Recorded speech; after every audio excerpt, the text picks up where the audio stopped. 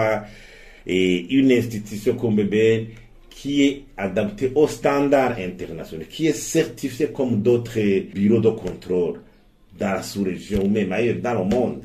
Et vous savez que même actuellement, le centre de promotion des exportations, et parmi les mesures qui doivent être prises, c'est le renforcement de la BBN. Même voir au niveau du budget, l'année passée, le budget alloué à BBN était de 2 milliards 760 millions. Aujourd'hui, c'est 3 milliards 280 millions. C'est insuffisant par rapport au plan d'action de BBN qui était présenté pour son renforcement de capacité.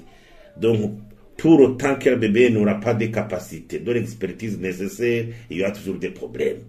Mais je crois aussi qu'il faut qu'il y ait un fonctionnement institutionnel cohérent.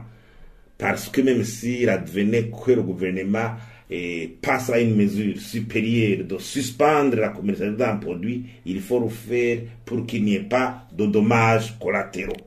De dommages collatéraux par rapport aux investissements engagés par les investisseurs. Parce que si quelqu'un a déjà engagé ses fonds, alors qu'il a eu tous les certificats nécessaires, l'autorisation du BBN, il a déjà engagé ses fonds, il y a les fonds déjà en circulation. Si tout d'un coup on arrête, c'est un problème pour lui parce que c'est une perte inimaginable.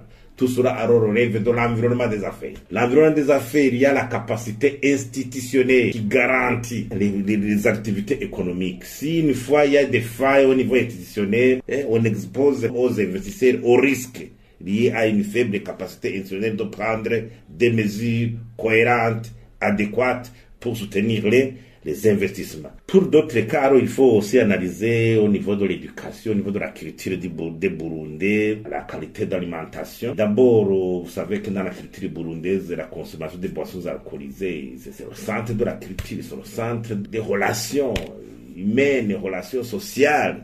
C'est l'alcool qui tisse toutes ces relations, même dans les coins les plus reculés, dans le fond profond même de notre société, l'alcool joue un rôle. Mais il serait à un appauvrissement conséquent de cette situation socio-économique, la qualité de l'alimentation. Vous savez que les Burundais, dans les analyses depuis longtemps, l'alimentation burundaise est pauvre en qualité et en quantité.